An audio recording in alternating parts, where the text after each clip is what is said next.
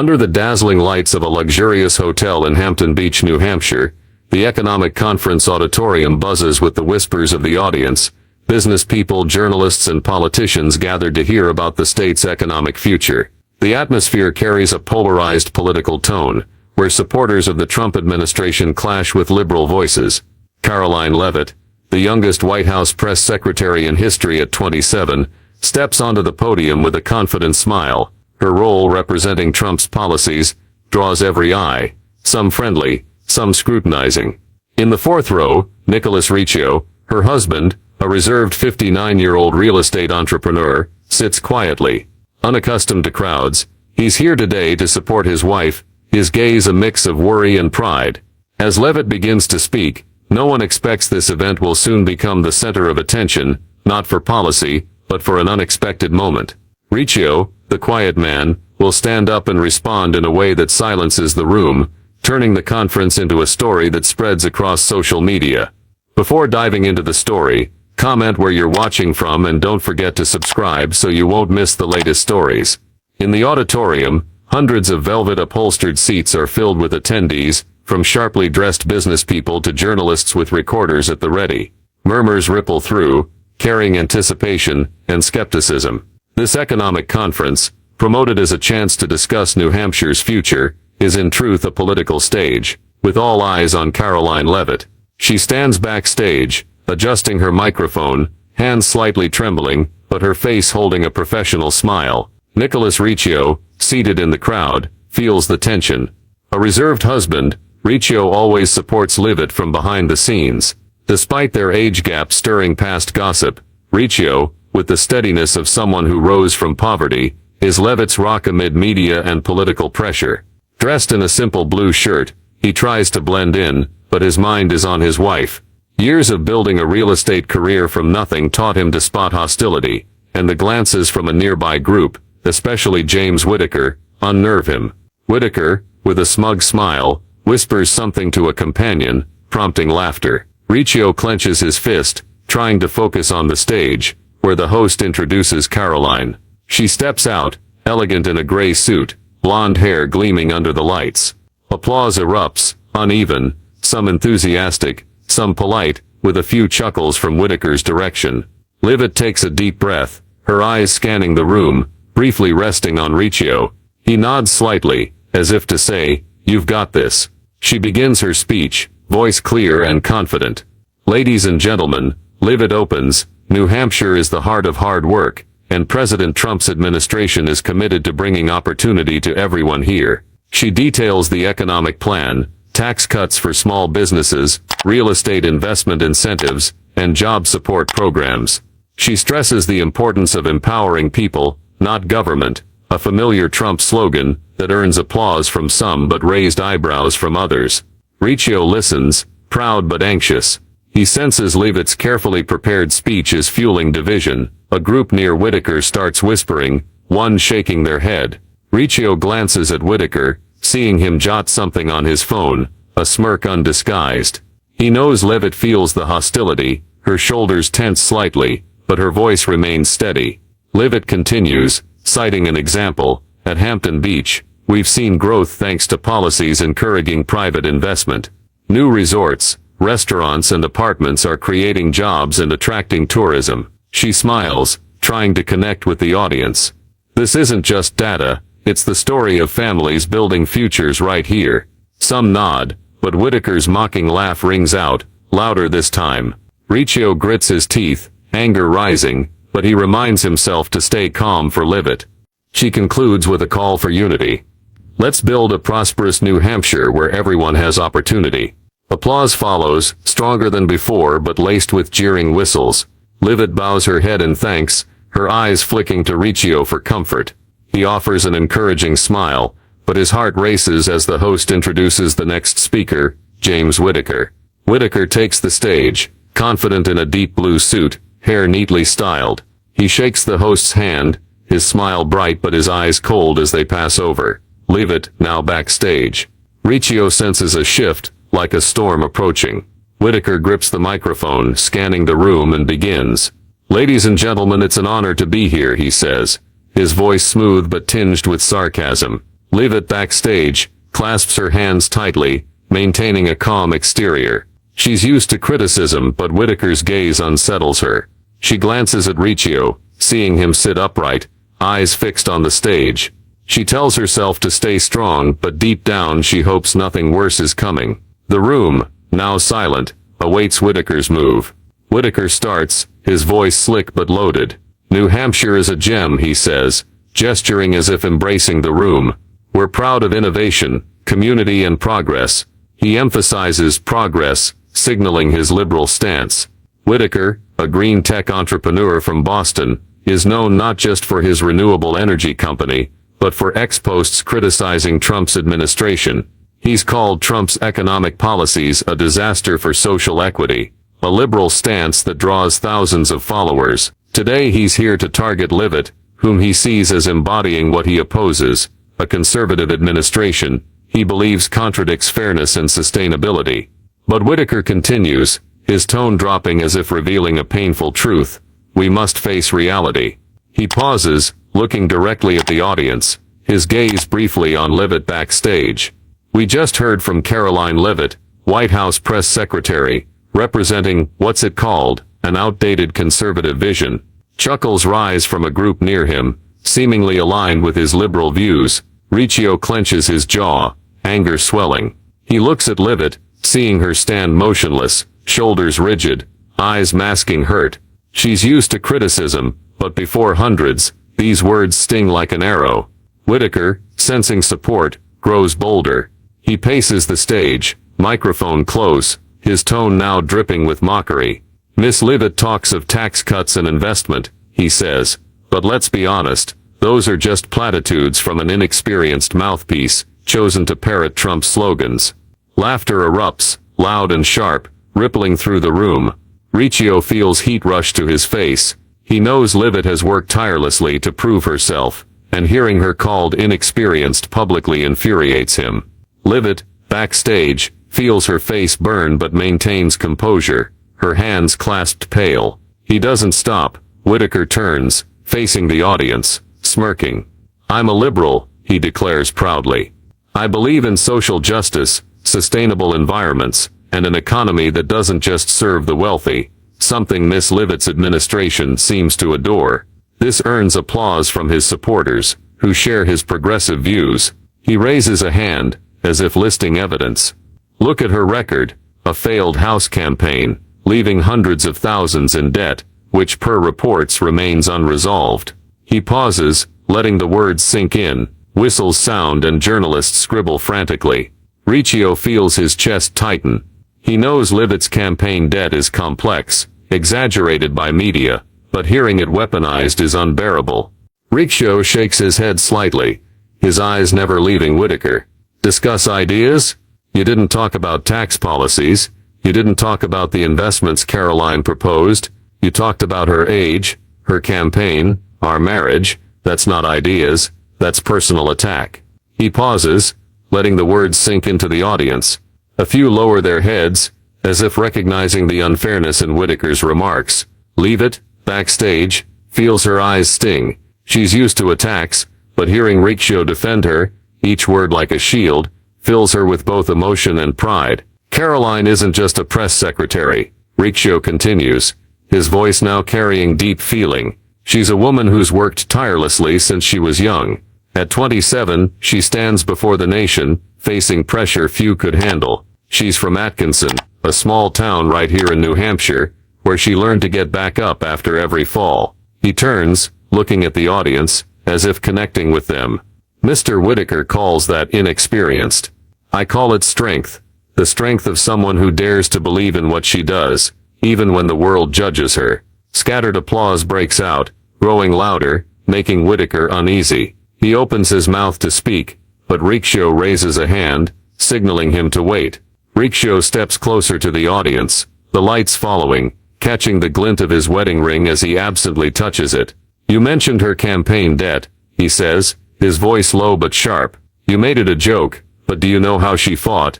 Those allegations aren't the full truth. She faced them, worked with lawyers, paid back every cent, because she believes in honesty."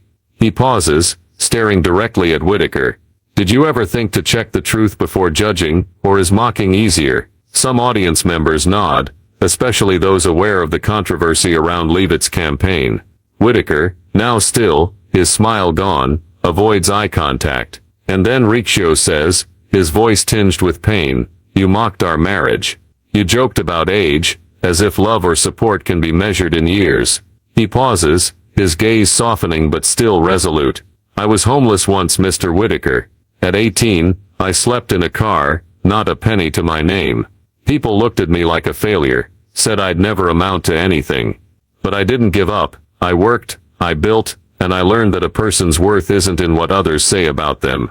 He turns to the audience, his voice now full of emotion. Caroline's the same. She faces mockery, smear articles, but she's still here working for people. That's the woman I love, and no one, not even you, has the right to make her a punchline. The audience starts clapping, this time stronger, some standing, moved by Riccio's story. Leavitt backstage, can't hold back. A tear rolls down her cheek, but she smiles, her eyes shining with pride. Riccio isn't just defending her, he's defending the values they share: perseverance, honesty and love beyond prejudice. She wipes the tear quickly, standing taller, feeling stronger than ever. Whitaker, feeling the pressure, decides to push back. He steps forward, gripping the microphone, his voice louder, trying to regain control. "Mr. Riccio, is it?" he says, attempting calm. "I respect your personal story, but this is politics. As a liberal, I believe in accountability. Miss Leavitt represents an administration I, many others, find harmful. Trump's tax cuts favor the wealthy, widening inequality. I question her competence because it's my right, because I want a fairer America." He turns to the audience, trying to rally them. "We need leaders with progressive vision, not ones repeating conservative slogans." Leavitt, backstage, wants to step out and counter, to say she's fought unfair accusations, but she knows that would only fuel Whitaker's glee. She glances at Riccio, seeing his sharp gaze. She shakes her head slightly, signaling calm, but her heart pounds, fearing what's coming. Whitaker, oblivious to Riccio's tension, pushes further, his tone now blatant mockery. And then he says, pausing for dramatic effect, "We have Miss Leavitt's personal story. A young ambitious woman married to a real estate entrepreneur, 32 years her senior." Laughter explodes from one corner, shattering the event's decorum. Whitaker raises a hand, feigning surprise. "I mean, that's personal freedom, right? But as a liberal, I wonder, is she in the White House for talent, or for knowing the right people?" Laughter roars again, louder, sharper. A journalist snaps a photo of Leavitt, capturing her bowed head, hands clenched, eyes glinting with hurt. Riccio can't take it anymore. Each of Whitaker's words is a dagger, not just at Leavitt, but at their love and unity. He looks at her, seeing her pained yet resilient gaze.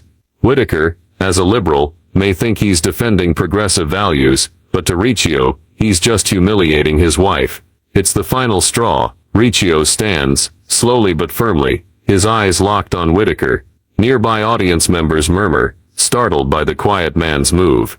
Leavitt, backstage, startles, her hands loosening, her expression shifting from worry to shock. "Mr. Whitaker," Riccio says, his voice low but clear, cutting through the speech. The room falls deathly silent, all eyes on him. Whitaker pauses, eyebrows raised, clearly unprepared for interruption. He tilts his head, his smile intact but now tinged with irritation. "Yes, sir," he says, his tone lightly mocking, as if inviting Riccio into a confrontation he expects to win. Journalists swing cameras toward Riccio, sensing a moment worth capturing. Nicholas Riccio stands before the stage, the Hampton Beach auditorium's chandeliers casting light on his tall frame in a simple blue shirt. The audience, buzzing moments ago at his sudden rise, now sits silent, all eyes on this reserved man. James Whitaker, still holding the microphone, his smile fading, shows a mix of unease and wariness. He just mocked Caroline Leavitt, turning her into a punchline before hundreds, from calling her inexperienced, to joking about their marriage.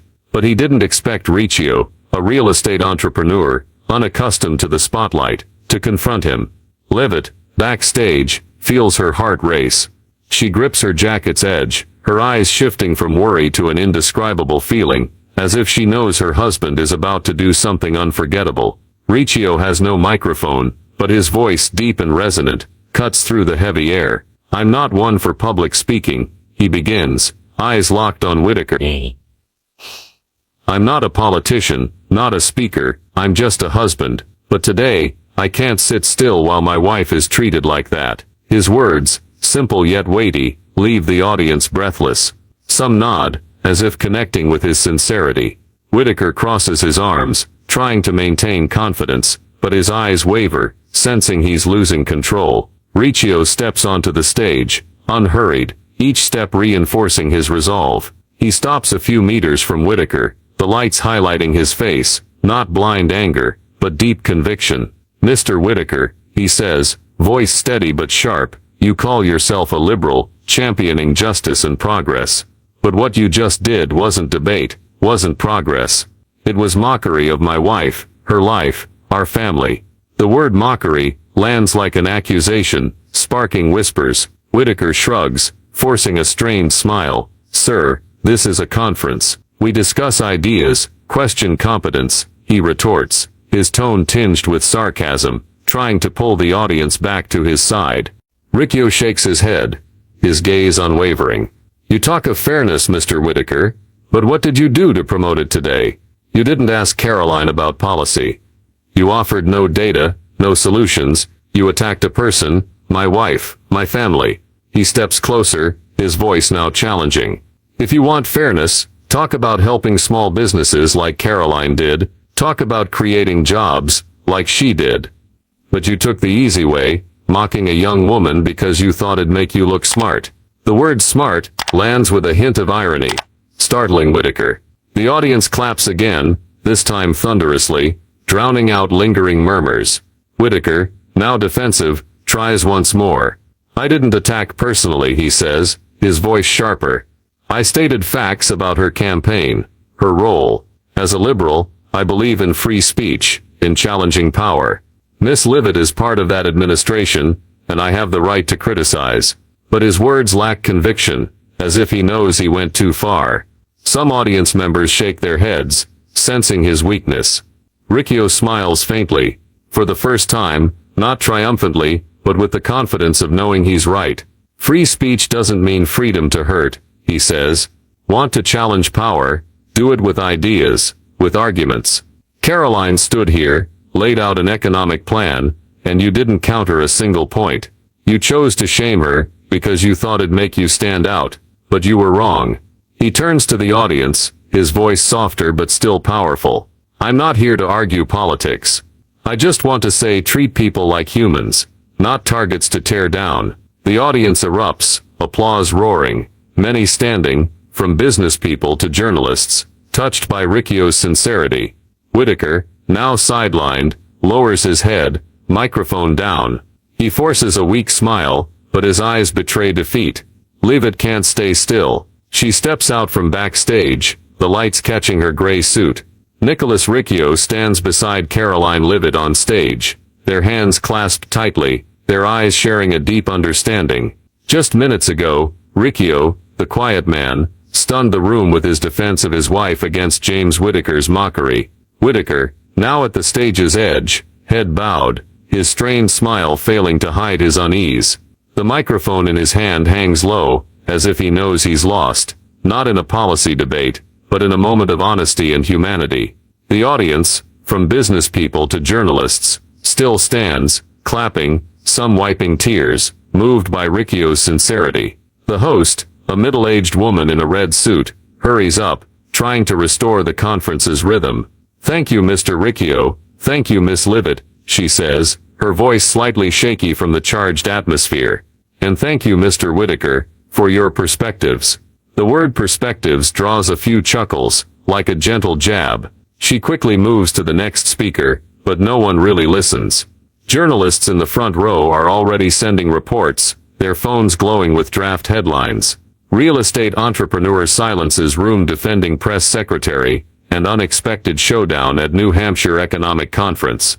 Cameras still track Riccio and Leavitt as they leave the stage, hand in hand, the lights framing them like a couple emerging from a victory without weapons.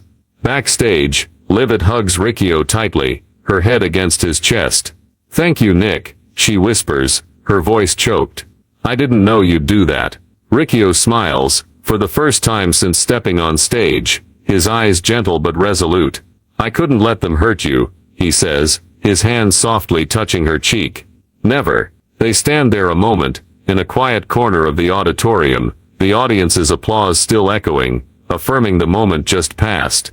Leavitt wipes a tear, her smile returning. "We have to keep going," she says, her voice regaining strength. Riccio nods, squeezing her hand. "Together," he replies. Meanwhile, Whitaker exits through a side door, avoiding curious glances. He mutters to his assistant, a young man in a gray suit, "I didn't expect him to do that. Who is he?" The assistant shakes his head, checking his phone, where X posts are already spreading. Whitaker, though trying to stay composed, is visibly shaken. He'd planned his speech as a political jab, bolstering his image as a liberal challenging power, but Riccio's response flipped everything. He sits in a waiting room corner, scrolling notifications, his face darkening at unflattering comments. The auditorium, though now on a new speaker, remains abuzz. An audience member, a middle-aged woman in a green sweater, recorded Riccio's speech on her phone. She posts the video to X with the caption, "The quiet husband who silenced a conference. This is real respect."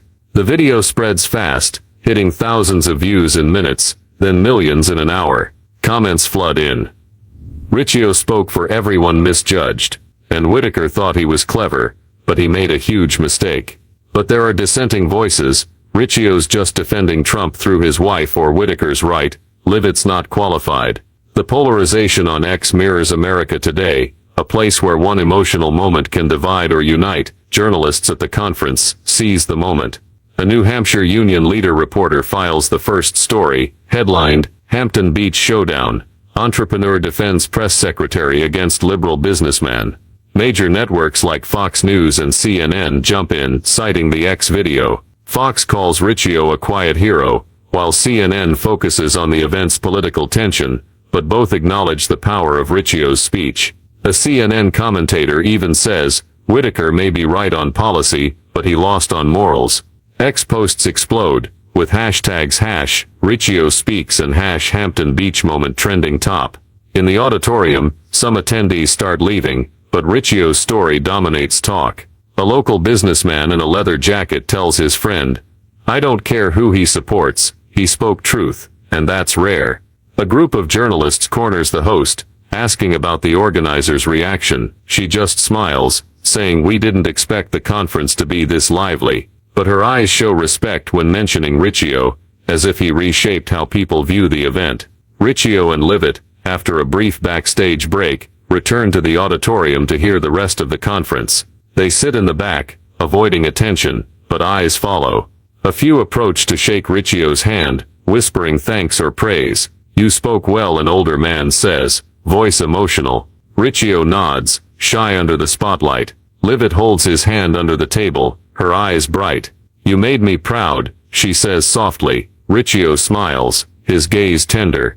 "As long as you're okay, I don't need more." Whitaker, meanwhile, leaves the conference early, declining press. A reporter tries, "What do you think of Mr. Riccio's speech?" Whitaker shakes his head, saying no comment. But in his car, he scrolls X posts, his face showing frustration. A friend texts, "You went too far, Jim." Whitaker doesn't reply, but deep down, he knows he misjudged Riccio, a man who didn't need fame to make the world listen. As the conference ends, Riccio and Leavitt slip out a back door, dodging reporters. They step into the parking lot, afternoon sun on their faces. Leavitt leans on Riccio's shoulder, sighing. "Today was wild," she says, a hint of laughter.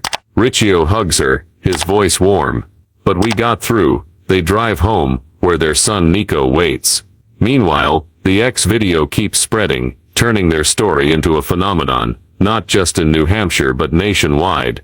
Analyses emerge, from local blogs to major outlets, all agreeing Riccio, with sincerity, made a personal moment, a symbol of something bigger. As Hampton Beach Hotel lights dim and attendees leave, the story of Nicholas Riccio and Caroline Leavitt doesn't end in the auditorium. Riccio's stand against Whitaker's mockery transcends New Hampshire, becoming a viral phenomenon, sparking deep debates about respect and treatment in politics. The next day, as Riccio and Leavitt return to their cozy Atkinson home, the event's echo lingers, from X posts to TV discussions, shaping how the public sees them and Whitaker. At home, Leavitt sits at the dining table, scrolling her phone, reading conference analyses. A Washington Post piece calls Riccio an ordinary man with extraordinary words, highlighting how he turned a personal attack into a call for respect. A Breitbart article hails him as a hero of family values, though Leavitt frowns, not wanting their story politicized. Riccio, playing with Nico on the rug, looks up as she reads an X comment aloud. Riccio said what I've always wanted to, don't tear others down to feel better. He smiles faintly, but his eyes are pensive. I just wanted to protect you, he says softly. I didn't expect it to go this far. Leavitt sets her phone down, joining him, her hand gently on his shoulder. But you did more, Nick, she says. You made people rethink how they treat each other. She shares a post from a young woman saying Riccio's story inspired her to face workplace judgment. Riccio nods, uneasy with the sudden fame. To him that moment was just what he had to do, not for glory, but for love of Leavitt. Meanwhile, Whitaker faces his own fallout. He doesn't publicly apologize, but a close source says he messaged Leavitt via an intermediary, expressing respect for Riccio and admitting he went too far. The message isn't direct, and Leavitt opts not to respond, focusing on work over prolonging the feud. Whitaker, a frequent CNN guest, declines event comments, but his silence speaks volumes. An X post from a follower reads, Whitaker's great at policy debates, but he lost this time for lacking empathy. Whitaker sees it but quietly shuts his phone, knowing his sharp liberal image has taken a hit. In New Hampshire, local business people discuss unity more, inspired by Riccio's call to talk ideas, not tear down people. Students at St. Anselm College, where Leavitt studied, hold a debate on respect and political disagreement, citing Hampton Beach as an example. Riccio and Leavitt are invited but decline, wanting privacy. We said what we needed to, Riccio tells Leavitt, and she agrees, though her eyes shine with pride.